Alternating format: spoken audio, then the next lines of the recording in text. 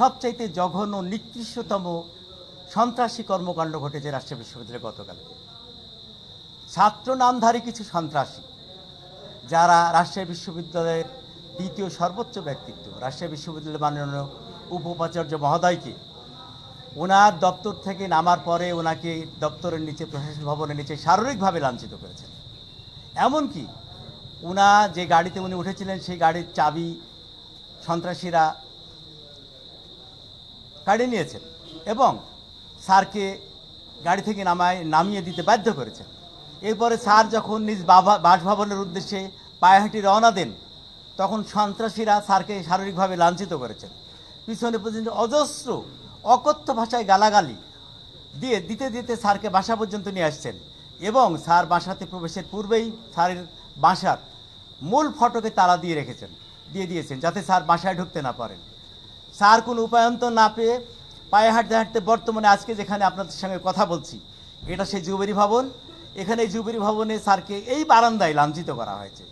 দোতলায় সিঁড়িতে ওঠার সময় স্যারকে শ্বাসরুদ্ধ করে মারার উদ্দেশ্যে গলা চেপে ধরা হয়েছে, স্যারকে সিঁড়ির উপরে ফেলে দেওয়া হয়েছে।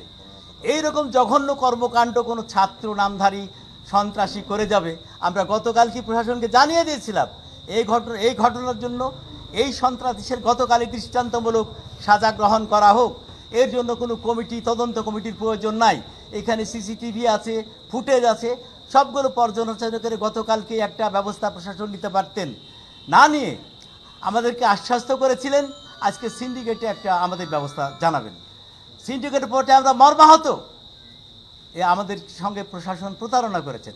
আমরা এর আগেও গত জানুয়ারির 2 তারিখে এই সন্ত্রাসী গোষ্ঠী দ্বারা আমরা জিম্মি অবস্থায় ছিলাম প্রশাসন ভবনে। আমাদের 250 কর্মকর্তা কর্মচারী ওখানে জিম্মি অবস্থায় সকাল 9:30 থেকে রাত 10:30 পর্যন্ত ছিলেন। প্রচুর শীতের রাত।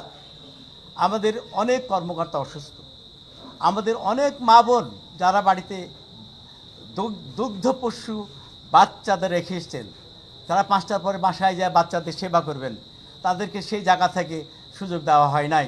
এমনকি অনেক অসুস্থ মানুষ আছেন, তাদের সময় মতো ওষুধ খেতে হয়। অনেক ডায়াবেটিস রোগী আছেন, অনেক প্রেশারের রোগী আছেন, যাতে সময় মতো বাসায় গিয়ে ওষুধ খেতে হয়। তাদের সন্তানেরা তাদের আত্মীয় স্বজন ওষুধ নিয়ে আসলো, সেই ওষুধটা ভিতরে সরবরাহ করতে দেওয়া হয় নাই।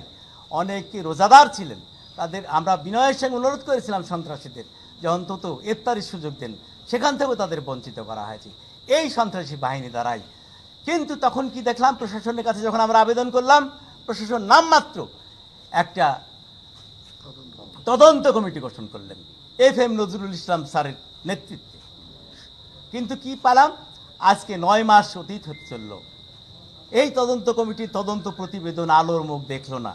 অতএব আমি মনে করি আজকে যেটা করেছেন সিন্ডিকেটে সেটাও লোক দেখানো। এই তদন্ত কমিটি কোনোদিন আলোর মুখ দেখবে না। আমরা এই সন্ত্রাসী গোষ্ঠীর দৃষ্টান্তমূলক শাস্তি না দেখা পর্যন্ত, দৃশ্যমান না হওয়া পর্যন্ত বিশ্ববিদ্যালয়ের সকল কর্মকাণ্ড থেকে আমরা বিরত থাকব এবং আগামীকাল থেকে যতদিন পর্যন্ত এর সুবিচার না পাবো ততদিন পর্যন্ত বিশ্ববিদ্যালয়ের একাডেমিক এবং প্রশাসনিক সকল কাজ থেকে আমরা পুরা শাটডাউন এবং বিরত থাকব। রাষ্ট্র নির্বাচনে আমাদের কর্মকর্তাদের সম্পৃক্ততা এ পর্যন্ত প্রশাসন করেন নাই। কেন করেন নাই সেটা বলি, যে এখানে রাষ্ট্র নির্বাচনে যারা পরিশ্রম করেন, যারা দায়িত্ব পালন করেন, প্রিজাইডিং অফিসার, পোলিং অফিসার, তারা পারিশ্রমিক পান, সোজা কথা সম্মানই পান। তো এখানে কর্মকর্তাদেরকে এ কারণেই একটা গোষ্ঠী তাদের নামটাই রেখেছেন। এ পর্যন্ত আমার জানা মতে কর্মকর্তাদের নাম অন্তর্ভুক্ত করেন নাই।